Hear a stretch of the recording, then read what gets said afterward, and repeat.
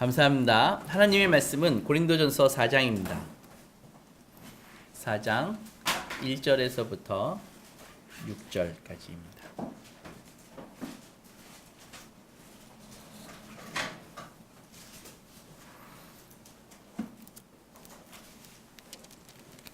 우리 한 목소리로 같이 읽겠습니다. 시작.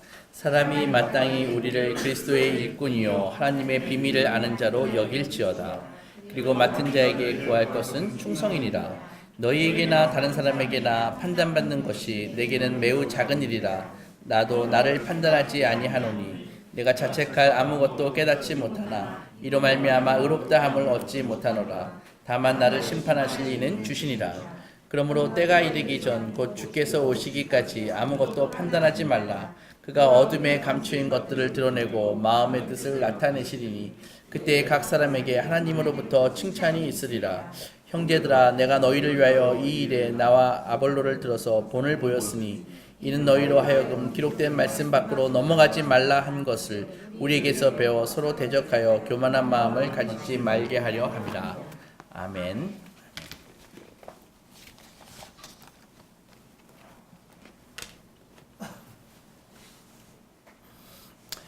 지난주에 하나님을 정체성으로 삼지 않는 사람들은 자존감의 위기를 계속 겪게 된다고 말씀드렸습니다. 그래서 계속 겪으면서 이 교만한 시스템이 돌아가는데 그게 바로 뭐냐 하면은 비교하려는 시스템이 심령 속에서 머릿속에서 계속 돌아가게 됩니다.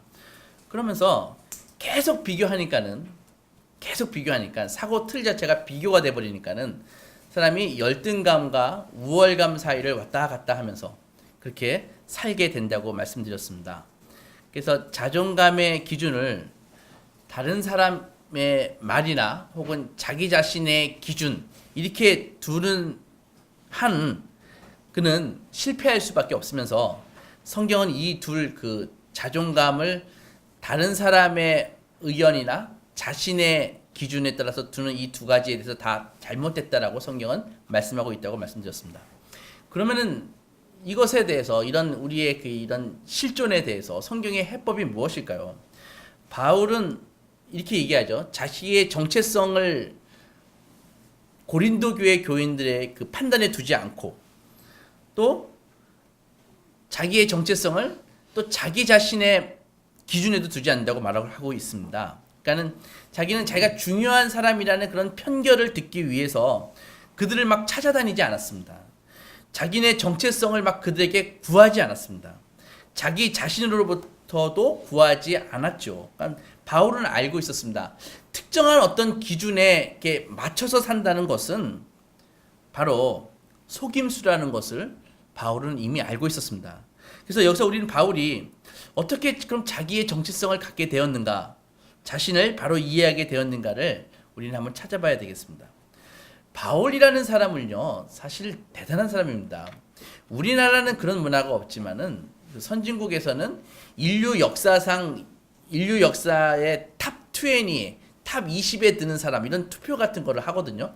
그러면은 사도 바울이 항상 낍니다. 그 정도로 사도 바울은 인류 역사상 인류에게 지대한 영향을 미쳤던 사람입니다. 대단한 사람이죠. 그런데도 불구하고 그는요, 디모데전서 1장 15절에 보면은 이렇게 얘기합니다. 자기 자신이 죄인 중에 괴수라고 얘기를 합니다.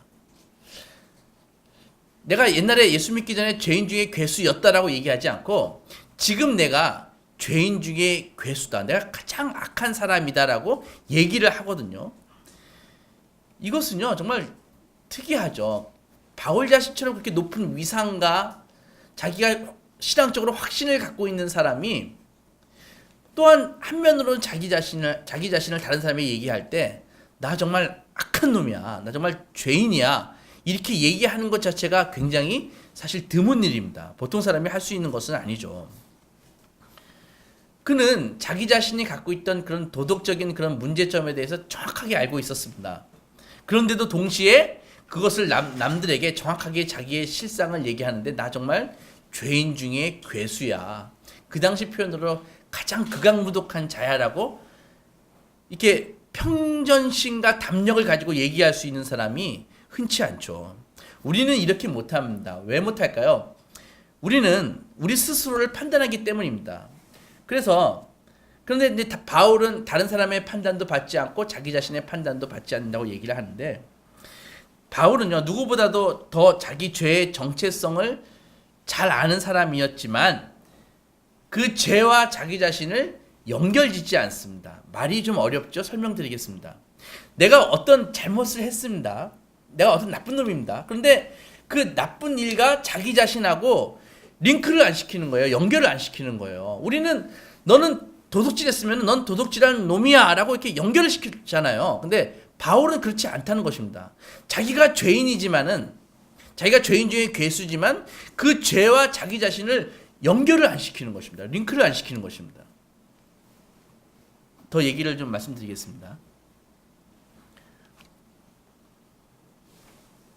반대로요, 바울은 또 자기 자신이 어마어마한 업적을 이뤘잖아요. 세상에 그 초대교회의 그 복음을 이 아시아와 유럽까지 그 선교의 최초의 기독교 선교사로서 복음을 전 세계에 전했는데 어마어마한 업적을 이룬 것 아닙니까? 그런데 그 업적과 또 자기 자신 정체성하고도 연결시키지 않아요.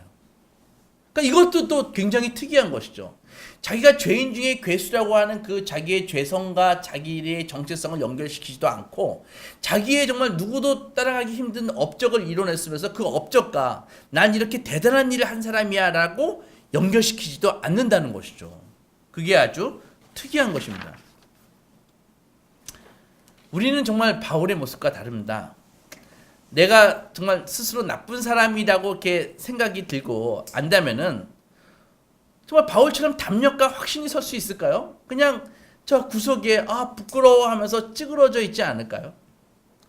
내가 정말 교만하고 정욕에 사로잡힌 사람이고 정말 화 잘 내고요 탐욕으로 가득 찬 사람이다, 이렇게 내 자신이 그렇게 생각이 든다면은 내가 어떻게 떳떳하게 남들 앞에 확신을 서겠습니까? 그죠? 왜 그럴까요? 우리는 우리 자신을 그것 가지고 판단을 하는 것입니다. 자신의 기준을 세우고 그것을 스스로를 정죄하는 것에 익숙한 것이 우리의 자신인 것이죠. 이렇게 해서는 결코 본성적인 인간 우리 이 자아를 만족시킬 수가 없습니다. 절대 안 됩니다. 근데 바울은요 이렇게 얘기하죠. 너희에게나 다른 사람에게나 판단받는 것이 내게는 매우 작은 일이다. 나도 나를 판단하지 아니한다. 이렇게 얘기하거든요. 놀라운 것이죠. 이거는 정말 우리가 경험할 수 없는 놀라운 것으로 바울이 우리를 지금 데려가고 있는 거하고 똑같은 것입니다. 그는 지금 겸손을 얘기하고 있는데 우리가 생각하는 겸손하고 다릅니다. 바울이 얘기하는 겸손은 마치 우리의 별로 중요하지 않는 이런 손가락 같은 것입니다. 우리는 요 손가락을요 특별히 평소에 막 의식하지 않고 살죠. 하루를 지나면서 오늘 하루 너 정말 수고했다 이렇게 얘기하는 사람은 아주 드물지 않습니까? 그런데 이 손가락이 만약에 없거나 다쳤다고 생각해 보십시오. 하루 종일 생각이 나지 않을까요? 이게 바로 겸손인 것입니다. 겸손은 내 자신은 정말 보잘것이 없어라고 막 얘기하는 것이 아니라 자기 자신을 거의 의식하지 않는 것입니다. 제가 존경하는 어떤 신학자가 이렇게 얘기했습니다. 복음적인 겸손은 이런 것이다 하면서 진정한 겸손한 사람을 만났는데 그 사람에게서 자기가 느끼는 것은 이런 것이다.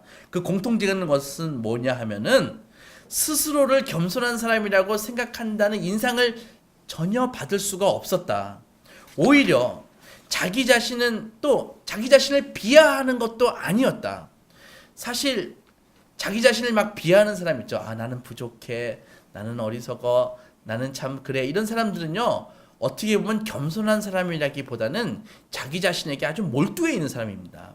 그런 것이 아니라 복음을 통해서 진정으로 겸손해진 사람은 바로 자기 자신이 아니라 자기 앞에 있는 사람의 관심으로 가득 차 있는 사람입니다. 그러니까는 복음적 겸손은요 자기를 막 높게 생각하는 것도 아니고 자기를 막 낮게 생각하는 것도 아니고 아예 자기에 대한 생각을 별로 하지 않는 사람이 겸손한 사람이라고 그분이 얘기했습니다. 좀 더 설명을 드릴게요. 복음으로 이렇게 겸손해진 사람은 자기 자신에 대해서 막 생각할 필요를 느끼지 않는 사람입니다. 지금 이 사람들과 이렇게 생각하는 사람 많죠. 아, 내가 지금 이 사람들이 나를 어떻게 바라볼까? 이런 생각하는 사람 많이 있습니다. 아니, 지금 내가 여기에 있어야 할 자리일까? 이런 생각하는 사람 많이 있습니다. 근데 그렇게 생각하는 것이 아니라 진정으로 복음으로 겸손해진 사람은 자신이 하는 모든 경험과 대화를 자신의 정체성과 연결짓지 않습니다. 그래서 자기를 의식하지 않는 자유를 느낍니다. 자기를 의식하지 않음으로써 복된 평안을 누리게 되는 것이죠. 참된 겸손은요, 부풀려지지 않았지만은 가득 차 있습니다. 이런 자아를 갖는 것인데, 좀 더 설명을 드리면요, 이 바울이 지금 높은 자존감을 얘기하고 있는 것이 아닙니다. 반대로 낮은 자존감을 있는 것도 아닙니다. 높든 낮든지 간에 이런 자존감이라는 이런 말장난에 빠지지 않는 것입니다. 그래서 오히려 바울은 이렇게 얘기하죠. 제게는요, 여러분이 저를 어떻게 생각하는지가 중요하지 않습니다. 또한 제 자신이 제 자신에 대해서 생각하는 것도 중요하지 않습니다. 이것이 바로 겸손의 비밀이죠. 그러니까 겸손을 누리는 사람은 자기 자신을 혐오하는 사람도 아니고 자신을 자랑하는 사람도 아닙니다.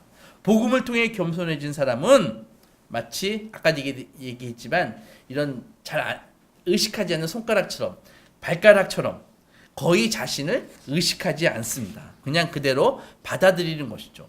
다른 사람의 관심을 끌려고 막 노력하지도 않습니다. 우리가 걸을 때 발가락을 거의 의식하지 않고 걷지 않습니까? 그런 것처럼 자기 자아에 대해서도 거의 의식하지 않습니다. 날 좀 알아달라고 그렇게 얘기하지 않습니다. 스스로 자신을 막 대견하게 생각하지도 않습니다. 그러므로 비판을 받는다고 해서 마음이 특별히 상하지 않습니다. 많은 사람들이 욕을 먹으면은, 비판을 받으면은 막 망연자실해 하죠. 막 낙심하죠. 왜 그런가요? 그 심리를 잘 분석해 보면은 무슨 말이냐 하면은, 비판을 받고 분노하거나 망연자실해 한다는 것은 다른 사람의 생각이나 의견에 그만큼 자기가 큰 비중을 두고 있다는 것입니다.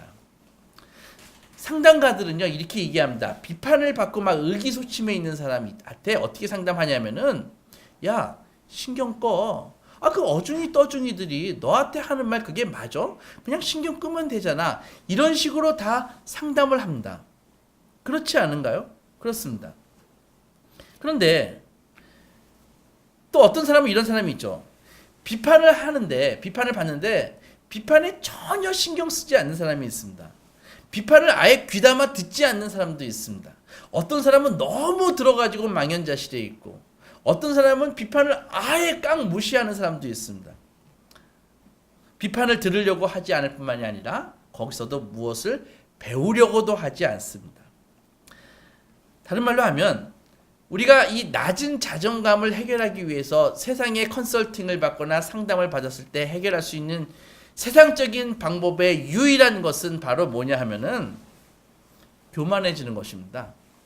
다른 사람의 의견을 깡무시하는 것이죠. 이게 세상이 사실 컨설팅하는 내용의 골자입니다. 그러나 교만은 해답이 될 수 없습니다. 낮은 자존감이나 높아서 교만해지는 것 모두 우리의 장래를 불행하게 하고 주변 사람들을 괴롭게 할 뿐입니다. 그런데 자기를 의식하지 않는 사람은 정반대입니다. 부풀려지지 않았지만은 가득 차 있습니다. 사람들의 비판을 들어도 아연실색하거나 불안해하지 않습니다. 반면에 그 비판에 귀를 기울입니다. 그것에 비추어서 자신이 바꾸어야 할 것이 무엇인지 생각을 합니다.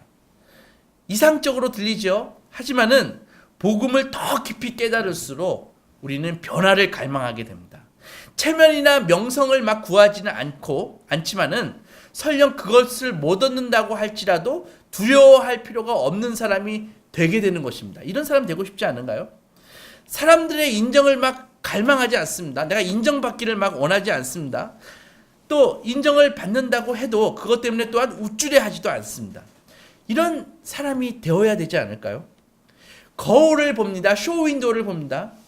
그 거울을 보면서 자기가 우울해하지도 않습니다.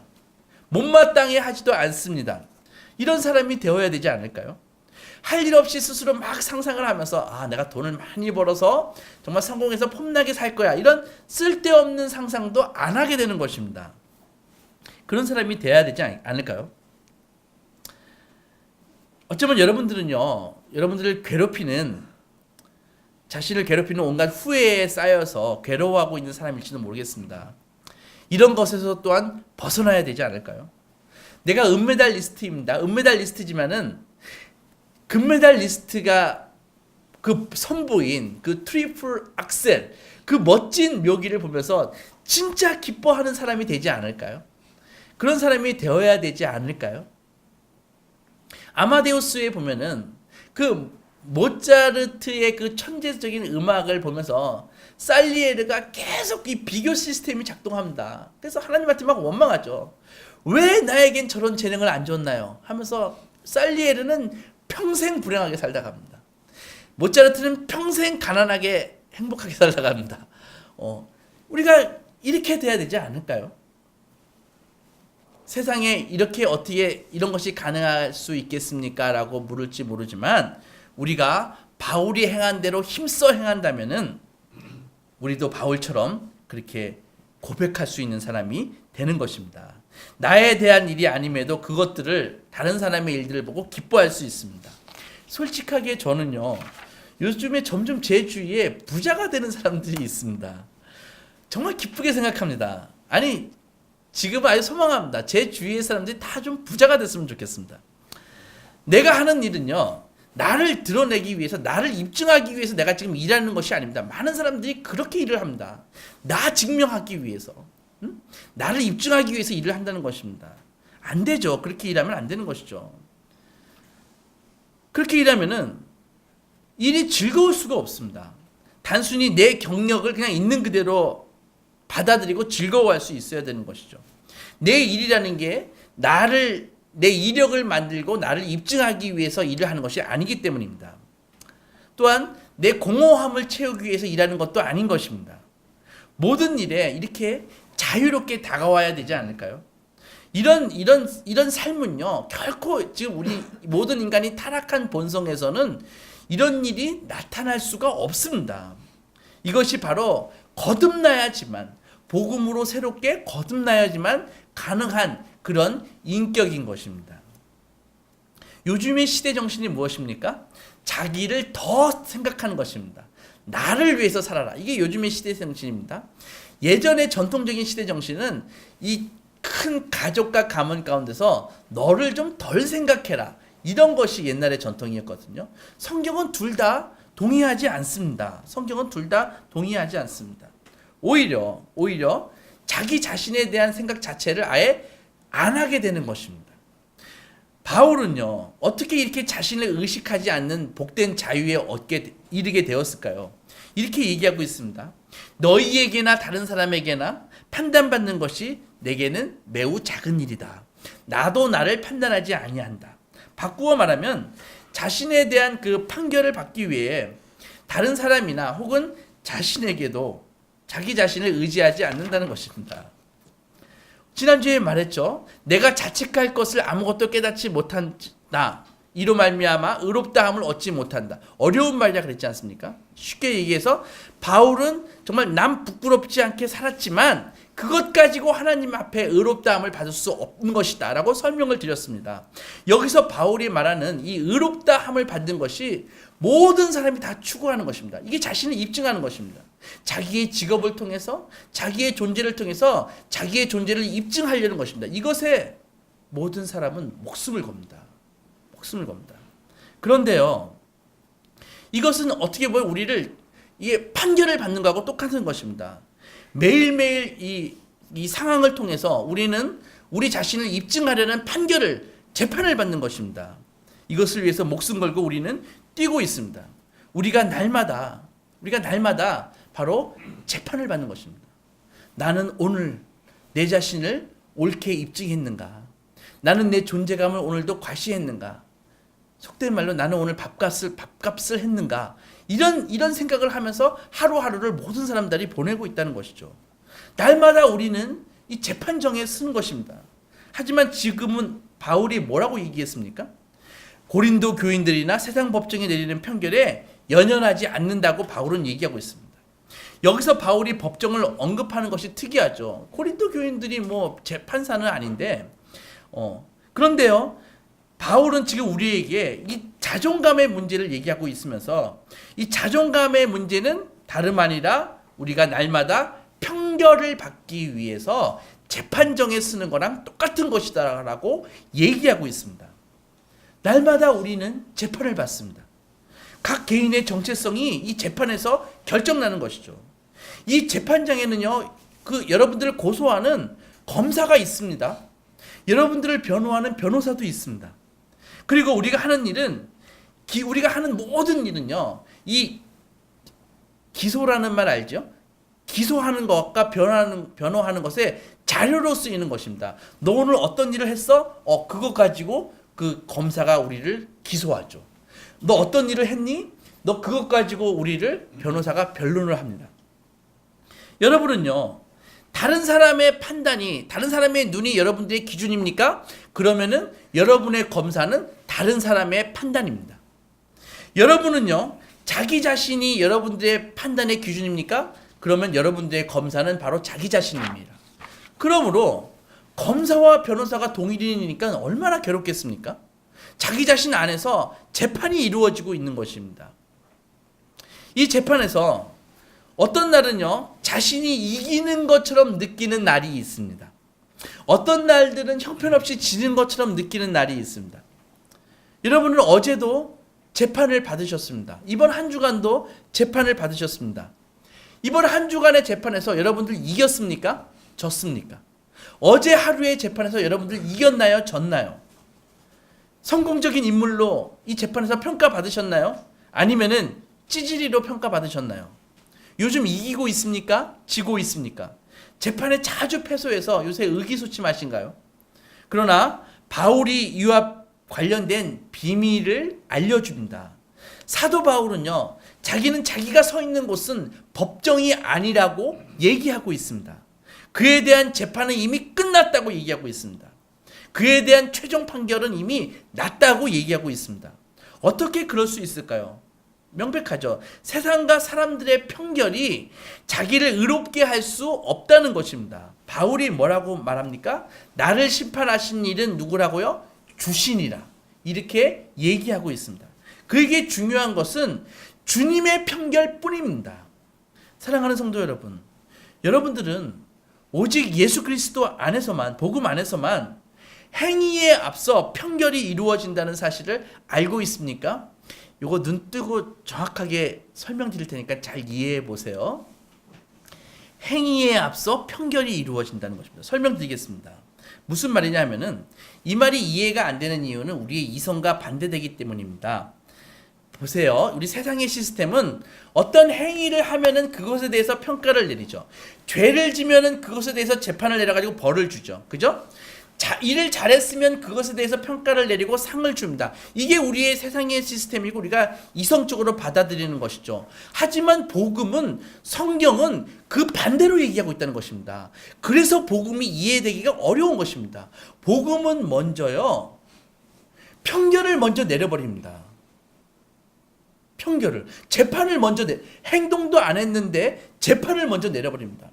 거기서 편결을 내려버립니다. 그리고 그 편결에 맞게 살도록 얘기하고 있는 것이 바로 성경인 것입니다. 무신론자들도요, 주로 삶의 목적이 좀 괜찮은 사람들은요, 선한 사람이 되는 것이 그들의 목적입니다. 그래가지고 사실 예수를 안 믿는 사람들도 착한 일을 많이 합니다. 그래서 착한 일을 함으로써 자기는 선한 사람이라고 하는 편결을 받아내는 것이죠. 그래서 만족을 얻는 것이죠.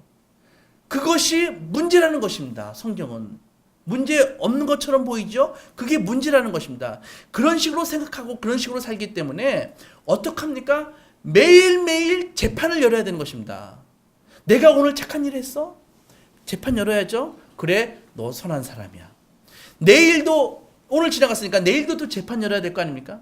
내일 너 착한 일 했어? 이거 부족하네. 너 오늘은 착한 사람이 아니야. 이렇게 나오는 것이죠. 그러니까 정체성이 매일매일 재판장에 서가지고 평가받으니까 매일매일 재판받는 것입니다. 이것이 문제입니다. 하지만 기독교에서는 편결을 이미 받았습니다. 재판을 이미 끝났습니다. 그러고 나가지고 그 편결의 행위로 우리는 그 편결이 우리를 행위로 이끌어가는 것입니다. 하나님은 뭐라고 말씀하십니까? 우리가 예수를 믿는 그 순간에 하나님이 선언을 해주십니다.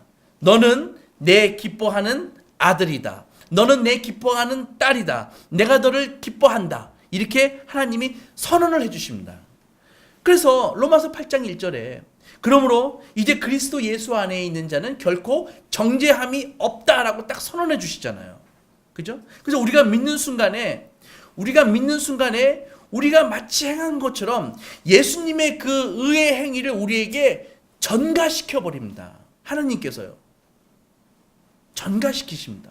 그래서 그 전가된 의로운 행위를 가지고 우리는 하나님의 자녀로 우리를 받아들여 주시는 것이죠. 다시 말해서요.